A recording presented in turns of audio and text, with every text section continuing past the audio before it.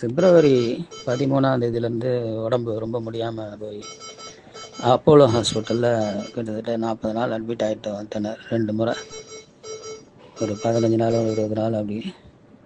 அதன் பிறகு இப்போ ஒரு 5-6 நாள் ஆகுது, ஒரு வாரம் ஆகுது அட்மிட் ஆகி.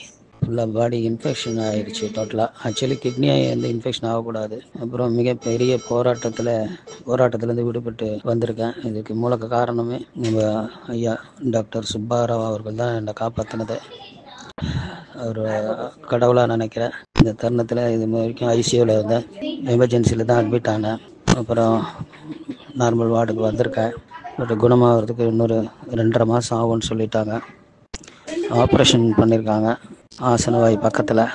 அது ஒரு 2.5 இன்ச்சுக்கு ஆழமாக பண்ணியிருக்காங்க.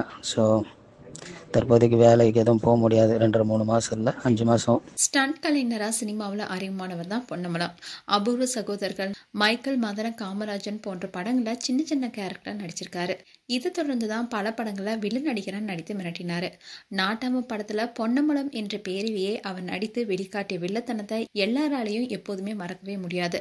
தமிழ் சினிமா மட்டும் இல்லாம தெலுங்கு, மலையாளம், கன்னடம் அண்ட் ஹிந்தி மொழின்னு பல மொழிகளில் நடித்த பொன்னம்பலம் கடந்த 5 வருஷங்களா உடல்நலக்குறைவால அவதிப்பட்டு வருவதாகவும், மருத்துவ செலவுக்கு மட்டுமே ஏகப்பட்ட பணம் செலவாயிட்டு வருதுனும், இப்போ பொருளாதார கஷ்டத்துல அவதிப்பட்டு வருவதாகவும் அவர் சொல்லியிருக்காரு. பொன்னம்பலம் ஹாஸ்பிட்டல்ல அட்மிட் ஆன உடனே நடிகர் சிரஞ்சீவி ஓடோடி வந்து அவரை பார்த்து அவருக்கு தேவையான உதவிகளை செஞ்சு கொடுத்தாராம். இதை தொடர்ந்து ஐசியூல இருந்து இப்போ அறுவை சிகிச்சை எல்லாம் முடிந்த நார்மல் வார்டுக்கு மாற்றப்பட்டிருக்கணும். அவருக்கு உதவி செய்த முன்னணி நடிகர்களுடைய பெயர்களை சொல்லி நன்றியும் தெரிவிச்சிருக்காரு. கடந்த 5 வருஷங்களா உடல்நலக்குறைவு காரணமா சினிமாவில் நடிக்காம இருந்து வருவதா பொன்னம்பலம் அந்த ஆடியோல சொல்லியிருக்காரு. இந்த வருஷம் பிப்ரவரி மாசத்துல இருந்தே அப்போலோ ஹாஸ்பிட்டல்ல சிகிச்சை பெற்று வந்திருக்காரு பொன்னம்பலம்.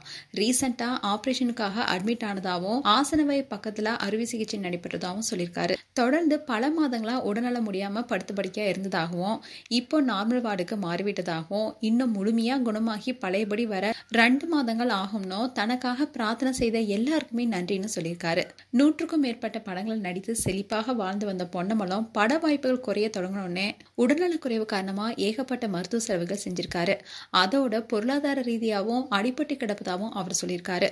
அது மட்டும் இல்லாம தனக்கு உதவிய சிரஞ்சீவி, கமல், தனுஷ், ரவிமோகன், சரத்குமார், நிழல்கள் ரவி, KS ரவிக்குமார் போன்ற அனைவருக்குமே நன்றி தெரிவிச்சு பேசியிருக்காரு.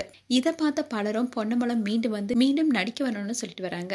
மேலும் பொன்னம்பலம் குறித்து உங்களுடைய கருத்துக்களை கமெண்ட் செக்ஷன் சொல்லுங்க. இது போன்ற வீடியோஸை பார்க்க நியூஸ் தமிழ் கிட்ஸ் சேனலை சப்ஸ்கிரைப் பண்ணுங்க. மறக்காம நோட்டிபிகேஷன் பட்டனை கிளிக் பண்ணுங்க.